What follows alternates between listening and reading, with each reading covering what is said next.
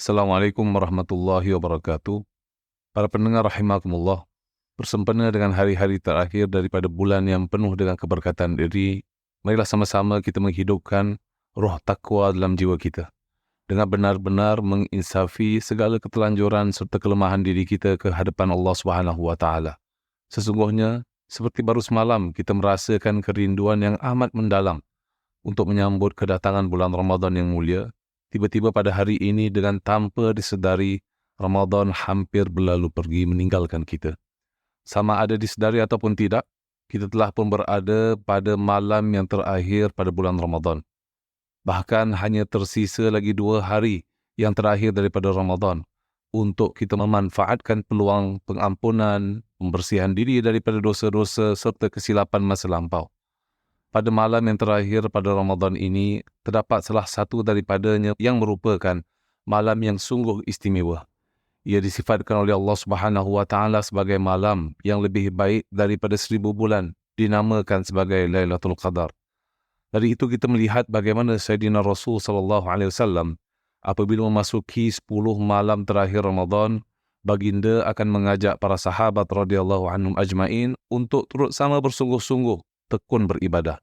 Seterusnya, beliau akan mengejutkan orang rumahnya, anaknya, ahli keluarganya yang lain agar sama-sama beribadah pada malam tersebut. Lihatlah bagaimana Sayyidina Rasul SAW mendidik jiwa para sahabat. Cerminkanlah bagaimana para sahabat radhiyallahu anhu ajmain mereka ini mengikuti teladan Sayyidina Rasul SAW dalam menghidupkan malam-malam terakhir Ramadan mereka. Semakin hampir berakhirnya Ramadan, semakin giat lagi usaha mereka untuk mendampingi Al-Quran. Diriwayatkan dalam kitab Siyar A'lam An-Nubala bahawa As-Sa'ib ibn Yazid radhiyallahu an pernah berkata bahawa Sayyidina Umar radhiyallahu an memerintahkan Ubay bin Ka'ab serta seorang lagi sahabat Tamim Ad-Dari untuk menjadi imam salat malam, yakni salat tarawih. Mereka ketika itu akan membaca ayat-ayat daripada surah yang panjang, sehingga sebahagian mereka terpaksa bersandar pada tiang tongkat kerana lamanya berdiri dengan membaca ayat-ayat tersebut. Subhanallah. Dan mereka ni, para sahabat, tidak selesai qiyamul lail mereka dengan Al-Quran, dengan berzikir kepada Allah, kecuali setelah hampir dengan waktu fajar, yakni masuk waktu subuh. Para pendengar yang saya muliakan, cuba kita fikirkan, mengapakah para sahabat radhiyallahu anhum ajmain, mereka yang telah mendapat keridhaan Allah Subhanahu wa taala, sebahagian di antaranya mendapat janji syurga, tapi mereka sanggup bersusah payah berletih seperti itu. Apakah salat dan bacaan Al-Quran yang mereka lakukan itu merupakan satu perkara yang wajib ke atas mereka? Setentunya tidak. Namun, pendorong utama mereka berkelakuan demikian adalah kerana mereka sangat yakin bahawa nikmat syurga yang Allah Subhanahu wa taala janjikan itu tidak dapat dikecapi kecuali dengan menjinakkan nafsu duniawi untuk taat kepada Allah Subhanahu wa taala.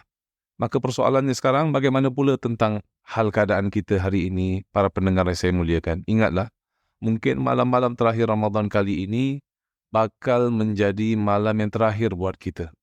Maka ayo kita bangkit, ayo kita bangun, getarkan hati kita dengan bermujahadah, dengan bersungguh-sungguh berpuasa di siang hari, berqiyamul lail di malam hari. Sekiranya bukan pada malam yang terbaki ini kita menitiskan air mata keinsafan kita mengaku di hadapan Allah Subhanahu wa taala akan segala kesalahan, kita merintih menghadap kepada Allah Subhanahu wa taala atas segala kelemahan dan kealpaan, maka pada malam bila lagikah kita ingin melakukan sedemikian rupa? Lindungilah diri kita daripada keangkuhan, daripada kesombongan dengan menundukkan diri ini di hadapan keperkasaan Allah Subhanahu wa taala. Perhatilah kita dengan bacaan ayat-ayat suci Al-Quran.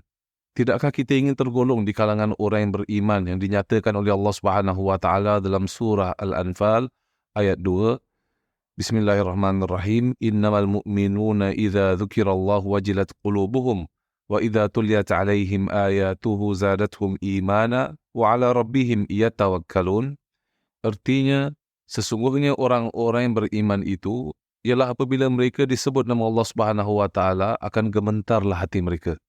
Dan apabila dibacakan kepada mereka ayat-ayat Allah Subhanahu wa taala menjadikan mereka ini bertambah iman, dan kepada Tuhan mereka jugalah mereka ini berserah. bagaimana pula hal keadaan kita bersama dengan Al-Quran selepas Ramadan yang bakal meninggalkan kita? Apakah ia akan terus menjadi basahan lidah yang sentiasa meniti di bibir kita? Apakah ia akan terus segar dan berbunga di hati kita? Apakah ia akan kekal menjadi teman, penyejuk jiwa dan penghilang duka di waktu kita bermunajat kepada Allah Subhanahu Wa Taala di sepertiga malam? Ataupun mungkin selepas Ramadan berlalu pergi, kita lalunya menyimpan mushaf-mushaf Al-Quran yang telah kita khatamkan sepanjang Ramadan. Kita letakkannya di rak-rak semula untuk dibaca pada Ramadan yang akan datang, Ramadan tahun 2025. Semoga Ramadan kali ini, para pendengar, semoga Ramadan kali ini benar-benar dapat mendidik jiwa kita menjadi insan Rabbani, iaitu insan yang sentiasa berjiwa hamba untuk tunduk kepada Allah Subhanahu Wa Taala sepanjang waktu.